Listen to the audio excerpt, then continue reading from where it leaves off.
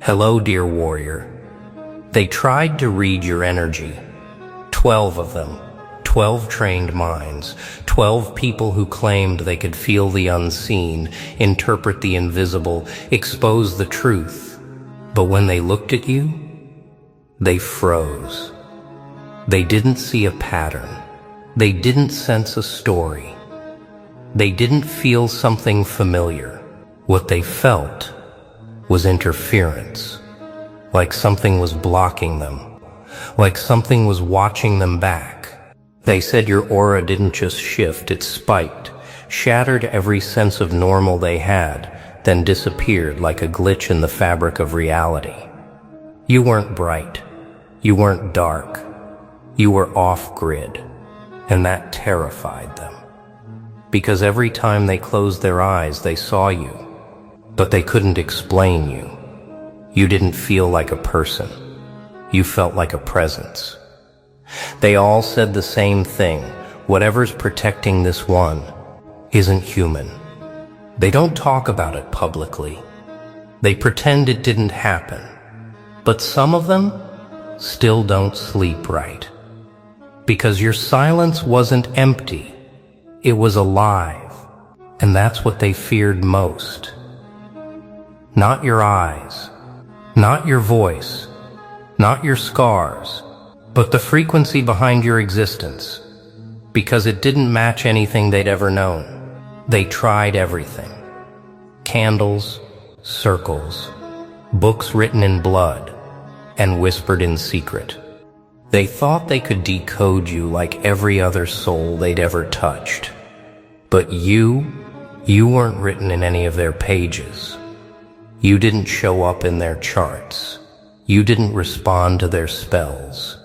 You didn't belong to any element they could understand. Their tools malfunctioned. Cards flipped upside down. Symbols burned before they were drawn. Even the air felt heavier when your name was spoken, like reality itself was warning them. Back away. This one walks with something else. They called it an interference. But it wasn't interference. It was authority.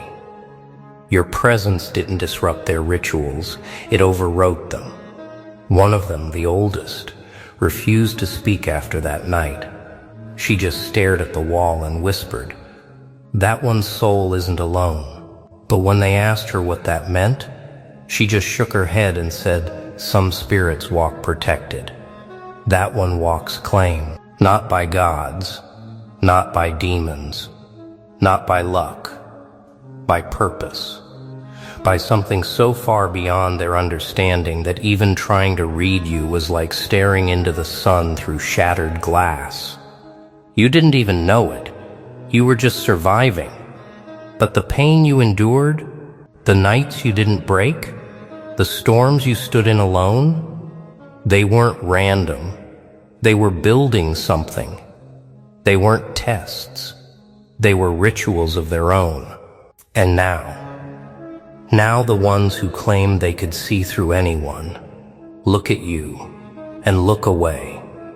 Because your story doesn't speak. It echoes. You were never loud.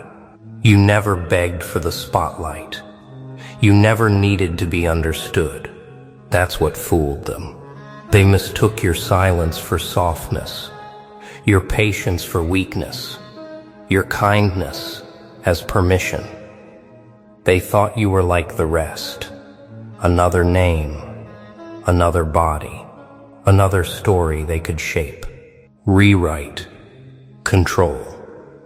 But then something happened. The fire came, and they watched.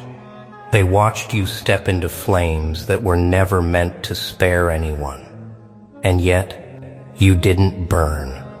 You absorbed it. You didn't scream. You didn't run. You stood in the fire like it was familiar, because it was. You'd felt it long before, the heat of betrayal, the scorch of abandonment, the slow, endless burn of being underestimated. That fire, you were born in it.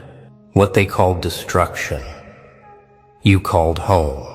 And when it passed, when the smoke cleared, you were still standing, calm, quiet, but different. Not stronger, not smarter, changed. They thought the fire would erase you, but it didn't. It revealed you, it burned off the lies, the mask, the roles you played to stay safe. And what stepped out of that blaze wasn't human. It was legend. Now they whisper your name like a warning. They talk about you like a ghost. A mistake they made once, but never again. Because once the fire couldn't touch you, they knew nothing else could either. They tried to define you, box you in, label you with words that made them feel safe, too intense, too quiet, too much, too different. But the truth, you were never meant to be understood, because what you are wasn't made for this world's comfort. You weren't built for small talk. You weren't built for shallow friendships and staged approval. You weren't born to follow their broken blueprint. You were forged in something older, something colder, something that doesn't ask for permission and doesn't apologize for the space it takes up. You're not confusing. You're just untranslated. They don't get you because you stopped living in languages meant for survival and started moving in energy built for impact. And that, they can't handle, because you're not explainable anymore. You're not manageable. You're not normal. You're a glitch in their system, a fracture in their understanding, a reminder that not everything can be controlled. You walk into rooms now, and they feel it. That shift, that silence, that weight of someone who doesn't need validation anymore. Someone who knows who they are and no longer shrinks to make others comfortable. You weren't built to be liked. You weren't built to be decoded. You were built to be remembered. And they will. Not because you yelled, but because you existed with such violent grace that even in silence, you left scars. They don't hate you, not really. They hate what you reveal about them, because your existence makes their excuses sound weak, makes their effort look lazy, makes their energy feel fake. So what do? They try to copy you. The silence, the look, the rhythm, the chaos wrapped in calm. They mimic your tone, your presence, even your pain. But no matter how close they get, it doesn't stick. It doesn't feel right. It doesn't move people, because they're imitating your image without carrying your scars. You didn't choose this frequency. You earned it, through nights that didn't end, through rooms that went cold, through losses you never told anyone about. They want the power, but not the price. That's why it doesn't work when they wear your style. That's why it doesn't click when they speak your truth. Because what shields you isn't an aura. It's not mystery. It's not even the pain. It's the transformation.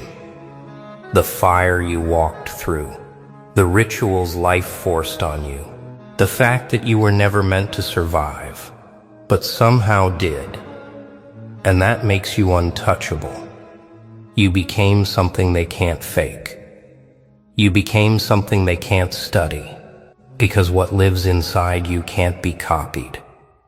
It can only be felt, from across the room, from behind the screen, from inside the minds of people who don't know how to look away from you, but also don't know how to face you. They'll try to replicate it. But energy this real can't be mirrored. It can only be respected. And when they finally realize that, they go quiet. Because your presence doesn't just speak, it shuts things down. You thought you were alone. You really believed that. In the dark, in the silence. In the nights that swallowed you whole and never gave you back the same, but you were never alone. Not once. You were being watched, not by people, not by friends, not by anything that walks this earth. Something else, something older, something colder, something that doesn't show itself in mirrors or prayers, but in moments. Moments where you should have broken but didn't. Moments where you were seconds from giving up, and something inside whispered, "Not yet." Moments where you looked around and realized everyone left, except the weight on your chest that somehow kept you breathing. You thought that was just resilience. You thought that was just you being stubborn. But the ones who see more, the psychics, the seers, the ones who sense energy instead of faces, they all said the same thing. This soul is covered. Covered. Like armor you didn't ask for. Like a presence that's not loud, but refuses to move. Not an angel. Not a demon. Something else. Something that saw you being destroyed in slow motion and said, "No, not this one. Not yet." It didn't save you from pain, but it saved you from disappearing, because you were meant to walk through hell. So when you spoke, people would listen like God was in the room. You were never alone. You were never lost. You were being sharpened, watched, guided, not gently, but with the kind of attention reserved only for the few who were never supposed to stay soft. They keep trying to place you, like you're a character in their story, like you have a role to play, hero, villain, victim, survivor. But the truth? You're not the hero. You're the shift. You're the moment the story breaks apart. The glitch in their timeline. The cold air before the storm that never announces itself. You're not here to make sense. You're here to make impact.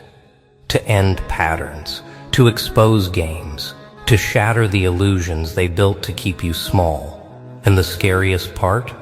You're not even trying anymore. You're just being.